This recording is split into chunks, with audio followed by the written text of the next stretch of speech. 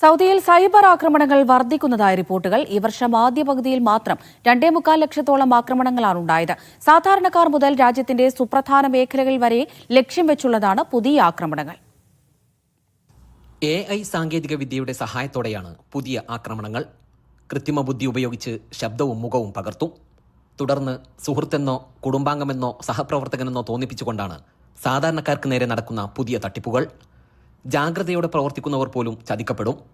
ഇത്തരത്തിലുള്ള ചെറുതും വലുതുമായ നിരവധി ആക്രമണങ്ങളാണ് കഴിഞ്ഞ മാസങ്ങളിൽ സൗദിയിൽ റിപ്പോർട്ട് ചെയ്തത്. അമേരിക്ക ആസ്ഥാനമായി പ്രവർത്തിക്കുന്ന നെറ്റ് സ്കൗട്ട് സിസ്റ്റംസിന്റെ റിപ്പോർട്ട് അനുസരിച്ച് രാജ്യത്തിന്റെ സുപ്രധാന അടിസ്ഥാന സൗകര്യങ്ങളെപ്പോലും തകരാറിലാക്കാൻ ശേഷിയുള്ള സൈബർ ആക്രമണങ്ങളാണ് സൗദിക്ക് നേരെയുണ്ടായത്. ഈ വർഷത്തിന്റെ ആദ്യ പകുതിയിൽ മാത്രം 2,70,000-ലധികം സൈബർ ആക്രമണങ്ങൾ സൗദിയിൽ റിപ്പോർട്ട് ചെയ്തു. ഇത് മിഡിൽ ഈസ്റ്റിലെ ഏറ്റവും ഉയർന്നതും ലോകത്തിലെ തന്നെ ഏറ്റവും വലിയതുമായ ആക്രമണങ്ങളാണ്. ഏകദേശം ഓരോ 90 സെക്കൻഡിലും ഒരു സൈബർ ആക്രമണം എന്ന തോതിൽ ഇത് വർദ്ധിച്ചുകൊണ്ടിരിക്കുന്നു. AI സാങ്കേതിക വിദ്യകൾ ഉപയോഗിച്ചുള്ള പുതിയ ആക്രമണങ്ങളെ നേരിടാൻ പരമ്പരാഗത പ്രതിരോധ സംവിധാനങ്ങൾ പര്യാപ്തമല്ലെന്നാണ് വിദഗ്ധർ ചൂണ്ടിക്കാട്ടുന്നത്.